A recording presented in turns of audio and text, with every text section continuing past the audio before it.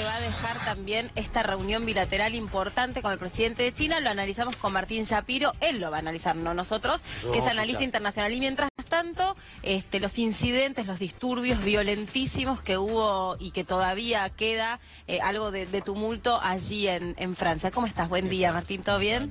Buen día. Buen día. ¿Qué dejó la cumbre del G20? Bueno, hoy leía un analista norteamericano importante, decía algo que me pareció adecuado para definirla, que es la cumbre de lo que se evitó. Ajá. Es la cumbre, digamos, en la que todos llegaban con una pésima expectativa, en la que todos llegaban con la idea de que no iba a haber un acuerdo final o de que era muy probable que no lo hubiera.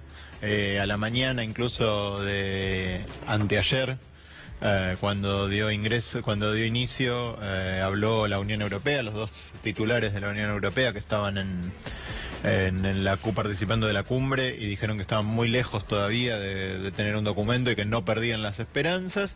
Y tal vez a última hora del viernes el clima, los discursos eran otros.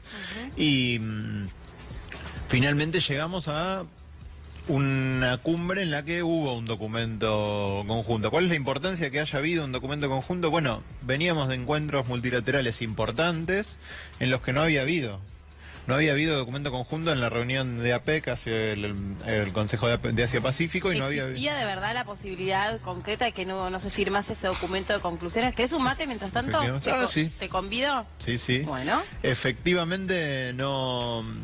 En Hamburgo tampoco había habido documento. En Hamburgo sí había habido documento, pero Estados Unidos había abandonado antes la reunión, lo cual había sido una gestualidad también importante al respecto. Claro. Y sobre eso, y perdón, porque te hice una pregunta anterior y te dejé sin contestarla, ahora la contestás. Si uno de los integrantes del G20 rechaza la firma de ese documento tiene algún tipo de validez? El G20 no tiene tal cosa como reglas de funcionamiento en esos términos. Es una instancia informal de acuerdo de políticas. Obviamente lo importante del G20 es el mensaje que se manda. Veníamos de de mensajes de desunión en todos los foros multilaterales. El G20 es tal vez el foro más importante de estos foros multilaterales informales en los que los países se reúnen. Y llegamos finalmente a un acuerdo que fue suscrito por Estados Unidos, y hasta más importante que lo que pasó dentro de la cumbre es que después a la noche Donald Trump se reunió con Xi Jinping y alcanzaron algún consenso, por lo menos en dilatar el conflicto de imposición de aranceles del 25% a los productos chinos, y obviamente, bueno, también las represalias que China tomaría frente a una medida de este estilo. Te juro que yo no termino de entender muy bien cuál es la gravedad o el miedo que hay con este asunto de los aranceles entre China y Estados Unidos. La mayoría de los mortales estamos repitiendo como loros: no, qué suerte que alcanzaron un acuerdo China y Estados Unidos para no subir los aranceles. ¿Pero qué quiere decir eso? O sea, ¿cuál era el peligro? ¿Cuál era el riesgo? ¿Qué podía pasar? El riesgo, a ver, Estados Unidos y China son alrededor del 40% de la economía mundial. Si Estados Unidos y China entran en un enfrentamiento comercial, las consecuencias para la actividad económica deberían ser bastante notables, en el sentido en el cual se detendría parte del flujo de mercancías, y eso podría afectar el crecimiento de la economía global. Pero eso no podría beneficiar a otros potenciales socios para cada uno de esos países que pudiera en tal caso equiparar o terciar o subsanar esta distancia diplomática entre los países y por lo tanto económica. Bueno, a ver, en economía muchas cosas son de señales y expectativas. Yo no soy especialista en cuestiones económicas, sí, muchos observadores estaban preocupados, y ciertamente si la economía mundial baja su ritmo, eso va a afectar a todos, no va a haber un reemplazo. Ahora, también es cierto que la mayoría de las cosas que se producen pueden ser reemplazadas, digamos. China puede ir a la Unión Europea y Estados Unidos puede producir... O a los mercados emergentes. Muchas cosas pueden reemplazarse. China puede ir a comprar soja a Argentina y Brasil, si no compra soja norteamericana, puede vender tal vez algunas cosas, pero hay un sistema de comercio que no es sencillo de reemplazar. A eso voy, Martín. O sea, lo que dice Melina, digo, nosotros nos alegramos porque Trump consiguió proteger los intereses de los agricultores norteamericanos. La verdad, nosotros deberíamos decir, ojalá los agricultores norteamericanos no puedan meter sus productos en China acá, y nosotros podamos meter los nuestros. Estoy diciéndolo medio bruto y medio bestia, ¿no? No vamos a reemplazar la tecnología que le envía China a Estados Unidos, pero la agricultura sí la podríamos reemplazar. Sí, como todo, digo, una situación de enfrentamiento tiene riesgos y beneficios. Siempre. Ahora, el agregado global, digamos, es malo, digo, por lo menos estiman muchos analistas. De vuelta, es cierto que tal vez no sea tan malo como para nosotros. No, pero para en general, como muchos temen. Digo, ¿cuál es la verdadera consecuencia? No está claro. Sí, si entráramos en una verdadera guerra comercial, como hubo, por ejemplo, en los años 30, en la cual todos los países se pusieron proteccionistas, ya sabemos lo que detuvo el flujo de mercancías y bueno, terminó como terminó. Pero es cierto que un arancel más o menos moderado, dirigido a un solo país, no necesariamente termina en la catástrofe que muchos auguran. Bueno, ¿y qué dice entonces el documento que se rubricó? Bueno, dice bastantes cosas. Reafirma el multilateralismo, reafirma compromisos con el medio ambiente. En este sentido, podríamos decir que los 19 que no son Estados Unidos impusieron ítems de agenda a los que Estados Unidos se resistía, pero cuando vemos el tono, vemos que es un tono mucho más moderado que el que tal vez gustaría. No apareció el proteccionismo, le dejaron incluir sus diferencias con el Acuerdo de París. Efectivamente. Entonces tenemos un documento muy moderado, que la básica función que cumple como documento es decir, bueno, no estamos en un enfrentamiento tan grande, no estamos en un enfrentamiento tan grave, vamos a poder seguir hablando y seguir negociando en conjunto. Para el tono es un avance. Mientras tanto estamos viendo la recepción formal a la Quinta de Olivos. Allí se lo ve de espaldas al presidente Mauricio Macri y a su esposa Juliana Aguada, dándole la bienvenida a su casa, a su hogar, al presidente Xi Jinping de China, que entendemos que también está acompañado por su esposa. Y me imagino esto solo por darme cuenta que Aguada también forma parte de la recepción o del protocolo de recepción. ¿Estos son los patricios? ¿La guardia de los patricios será? Para mí son los granaderos. No, los granaderos son los que vienen pero la banda de los granaderos acompañando. Tienen la misma pilcha. Sí, a mí siempre me los confundo. No, los patricios son los que tienen más redondo, el sombrero más redondo. Estos son los que tienen como el cosito. Los granaderos a caballo. Sí. Ahí vemos al presidente y a Juliana Aguada en la calle de acceso ya interna a la Quinta de Olivos. Y son granaderos, claramente. Y la recepción formal por el cuerpo de granaderos, la orquesta de los granaderos que reciben al presidente de China en esta que es una reunión que se desprende del G20, que ya estaba pautada de antes y que en un rato vamos a conversar sobre el valor que tiene esta reunión. Básicamente otro préstamo, ¿no? 8.000 millones de mangos más que entran para la Argentina en préstamo, un swap, ¿no? Ahí. Ese es un acuerdo que se negoció a nivel de bancos centrales, pero sí, efectivamente es parte de... Y seguimos sumando. No, pero es parte, me parece es interesante, es parte de un acuerdo de asociación estratégica que tiene Argentina con China, digamos, en la cual cada acuerdo particular se va implementando y que, de vuelta, como todo lo que pasa, también muestra cierta vulnerabilidad de la economía argentina, que hoy por hoy no se puede dar el lujo de confrontar con ninguna de las grandes potencias. Un swap no es un préstamo. Un swap es otra cosa. Sí, funciona como una manera de acceder a divisa, en este caso la divisa china, en caso de necesidad para comerciar. Perfecto. Ahora, de la República Popular obviamente, en el caso de que la necesites, la tenés que devolver. Claro, exactamente. Ahí estamos escuchando el locutor oficial que le da la bienvenida al presidente chino. En este momento, con recibido por el señor presidente de la Nación. Ahí en la Quinta de Olivos y en un ratito seguimos hablando con Martín Shapiro y analizando todo lo que dejó la cumbre del G20. 阿根廷共和国总统马乌里西奥马克里吉夫人欢迎习近平主席吉夫人。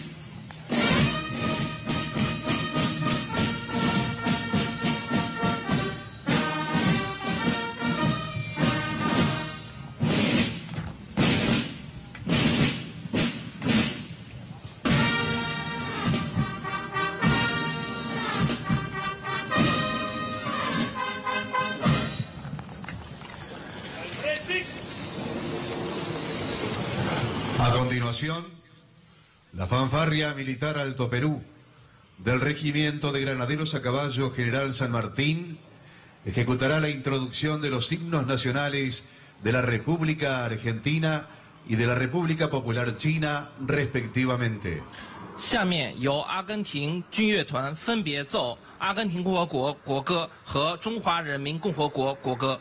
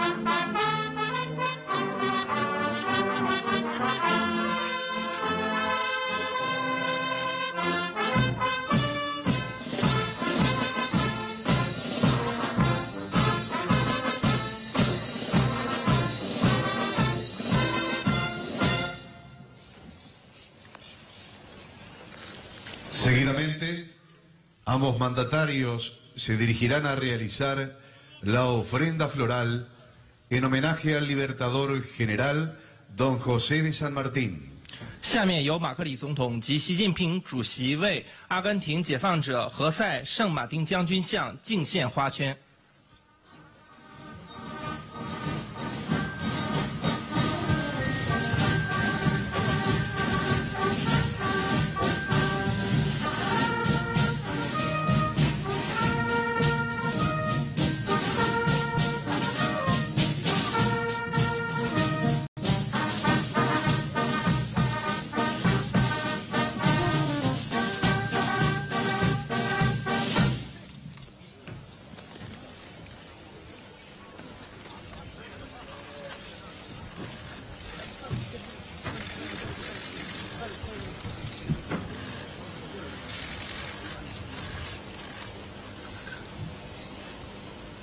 A continuación, se ejecutará el toque de silencio.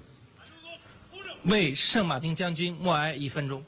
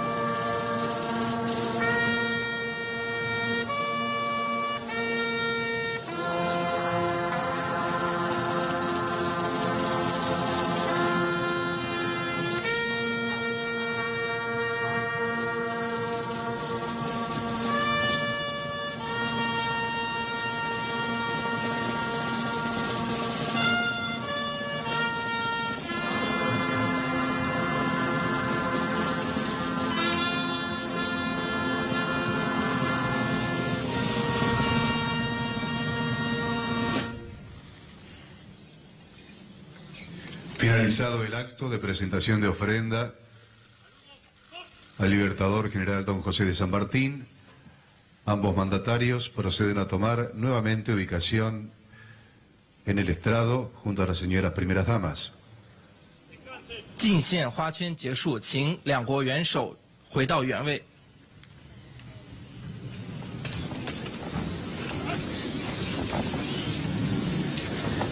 este momento, el señor presidente de la Nación Argentina, Mauricio Macri, procederá a presentar a la comitiva argentina al señor presidente de la República Popular China, Xi Jinping. 下面请阿根廷总统马克里向习近平主席介绍阿根廷代表团成员。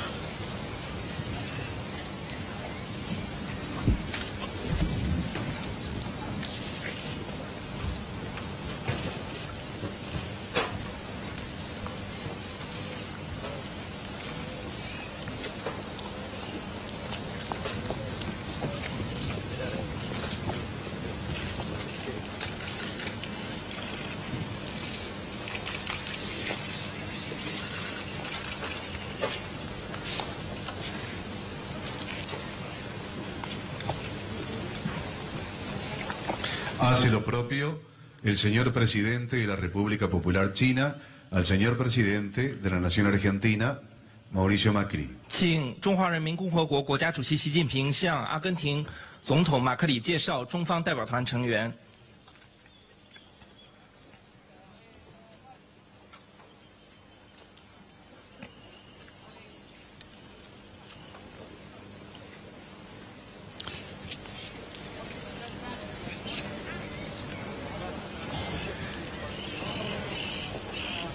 Señoras y señores, de esta manera damos por finalizado el presente acto homenaje al Libertador General Don José de San Martín. Ambos mandatarios y señoras primeras damas proceden a retirarse en este momento. 女士们、先生们，欢迎仪式暨阿根廷解放者圣何塞圣马丁将军纪念仪式到此结束。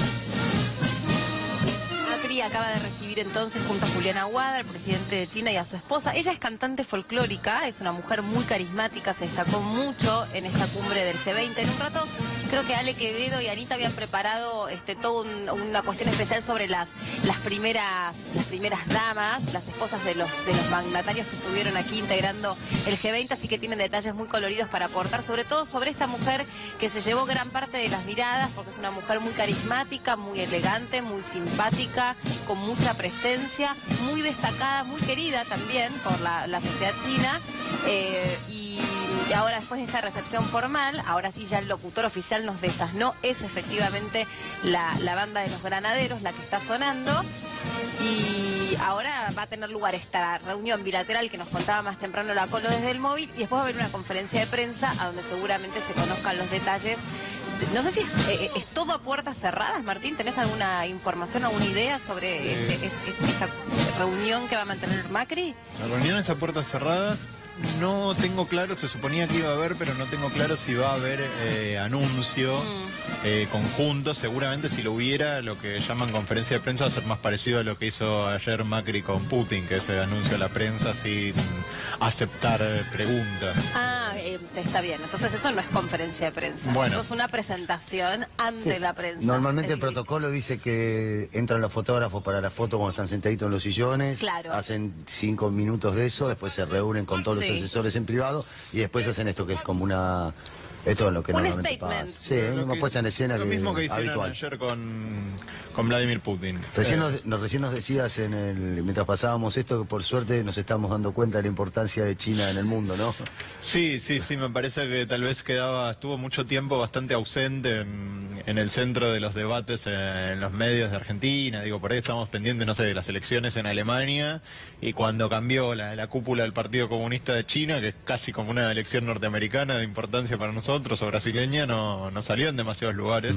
Y bueno, China efectivamente está aumentando mucho su rol en el mundo, su presencia en el mundo hace no tantos años, menos de 10, y está además con un tipo de liderazgo que rompe con los anteriores, en el sentido en el que ha roto los términos de mandato y ha pasado de una construcción de liderazgo más colectiva a una un poco más personalista. Entonces, claro, todo lo que hace Xi Jinping es para prestar atención, me parece, fuertemente. Claro. Se calcula que en el 2030 la economía china va a superar a la economía norteamericana. Hoy es Estoy preguntando, no lo afirmó, ¿eh? Es un número que surge de proyectar linealmente los números de crecimiento. Hay que ver Claro. si China puede sostener las tasas de crecimiento que tiene en la actualidad, pero sí, efectivamente China va camino a convertirse en la primera economía del mundo, con un matiz que es la cantidad de habitantes, por supuesto, que tienen un país y el otro, ¿no? Claro. Digo, casi más que triplica la cantidad de habitantes de los Estados Unidos. ¿Qué va a pasar ahora que llegue Bolsonaro, que es otro de los que, como Trump, hasta que se reunió con Xi Jinping, demonizan a la economía china o los acuerdos bilaterales con China?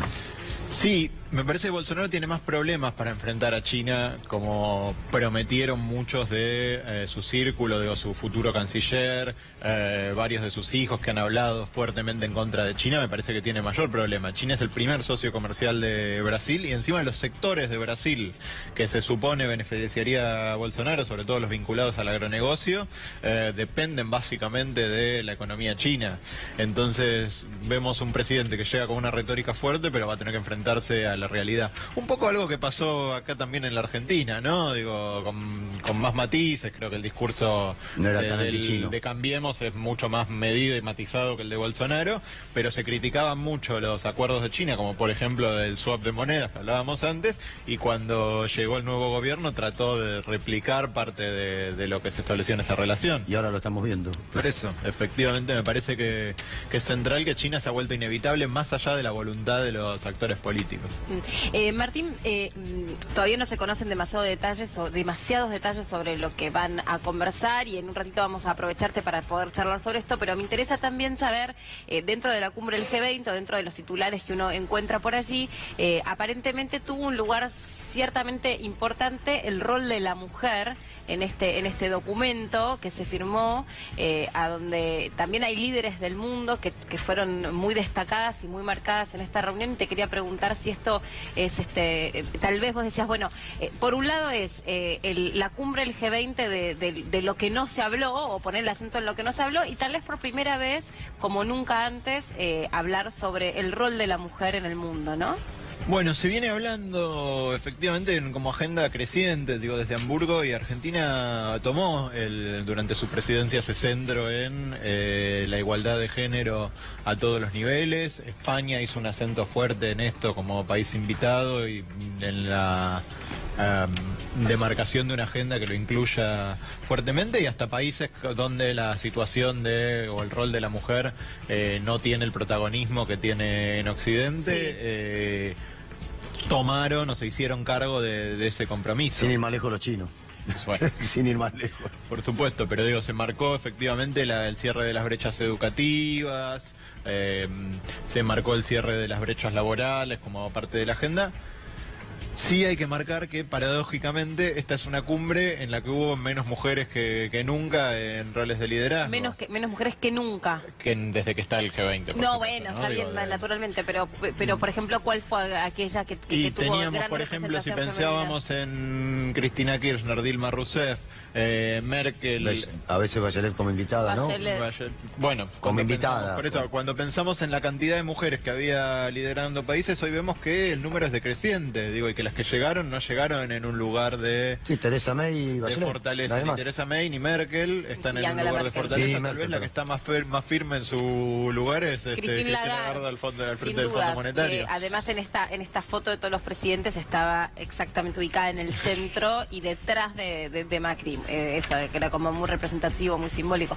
Pero bueno, nos encontramos con esa paradoja. pero también es un donde- fenómeno, porque vos decís, el rol de la mujer en el mundo. El rol de la mujer en el mundo es algo que va a llevar años transformar y entender que tal vez incluso no depende sobre si quien dirige un país es una mujer o un hombre, sino que tiene que ver sobre una transformación cultural y sobre deconstrucciones que lleva muchos años. Pero lo Son que procesos decís mucho vos y más lo que dice difíciles. Martín es interesante e importante, no tanto por Occidente, que efectivamente la mujer va ganando a los codazos o con Y marchas. ganando te lo pongo entre comillas, porque me Bueno, parece que... pero va buscando, va encontrando su lugar, insisto, a los codazos, a veces reprimida por el patriarcado, por el machismo, por lo que fuere.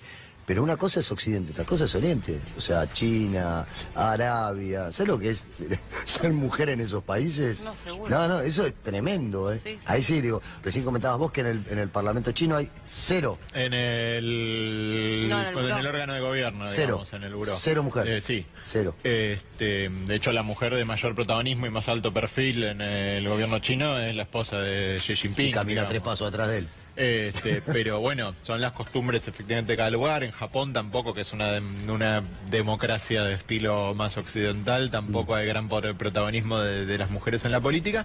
Y por ejemplo nos encontramos con paradojas. Bin Salman, que tal vez es el líder saudita más cuestionado, a pesar de que siempre le cupieron cuestionamientos a la política saudita, el líder saudita más cuestionado y que más en el ojo del huracán estuvo, ha efectuado reformas en términos de la participación de las mujeres en la fuerza de trabajo y en la vida civil, que tal vez eran inéditas para un país como ese, y cuando pensamos en qué significan esas reformas inéditas, significan, por ejemplo, que puedan manejar un auto. Digo, no, son lugares... Que para esa cultura se trata de un avance muy valioso. No es un avance que hay que destacar, o gente que fue presa, que fue perseguida por protestar contra esto. Sí. Entonces, la diferencia entre la situación en Occidente y en Oriente es marcada. Ahora, de vuelta, me parece interesante que el movimiento social más importante que hay en Occidente, que es el movimiento feminista, sin duda, es el que ha protagonizado más peleas exitosas, más confrontaciones exitosas contra medidas de gobierno, judiciales y estructurales, hoy tenga menos representación que hace 5 o 6 años, cuando tal vez ese protagonismo estaba menos extendido en la boca de todos en los debates, ¿no? Estamos viendo imágenes en vivo y repasando también cómo era la recepción, la llegada de Jinping con su esposa. Y ahí estamos viendo también a la Guardia de los Granaderos que le dieron la recepción formal y repasando lo que dejó la cumbre del G20. De todo eso estamos hablando con Martín Shapiro, que es analista internacional. ¿Qué analizás o qué análisis haces sobre los incidentes que hubo en Francia, los reclamos que se están llevando adelante ahí y mientras tanto cómo esto fue, o si tenés alguna información, recibido acá, cómo repercutió sobre el desempeño de Macron en esta cumbre? Yo creo que el desempeño general de Macron en la cumbre no fue afectado. Creo que fue un jugador importante en marcar agenda y en confrontar con los Estados Unidos, en el sentido de intentar que se imponga la agenda ambiental. Al comienzo de la cumbre, por ejemplo, una conferencia de prensa conjunta, también sin aceptar preguntas, del ministro de Exteriores francés, el ministro de Exteriores chino y el secretario general de Naciones Unidas, diciendo: nuestras dos naciones, para colaborar en aún mayor medida en la lucha contra la emergencia climática, para evitar la catástrofe, vamos a cumplir por encima de los acuerdos de París con compromisos ambientales. Entonces esto, digo, vamos a trabajar por el multilateralismo. Son dos ejes que confrontaban abiertamente con la agenda norteamericana, que marcaban la cancha de lo que vienen diciendo los Estados Unidos, y que finalmente los ejes aparecieron en el documento final. Entonces me parece que el desempeño de Macron es interesante en este sentido. También en la construcción de una posición común europea, que es algo que resaltó también en su propia conferencia de prensa. Ahora, sin embargo, después de que vemos un muy correcto desempeño en la arena internacional, lo cierto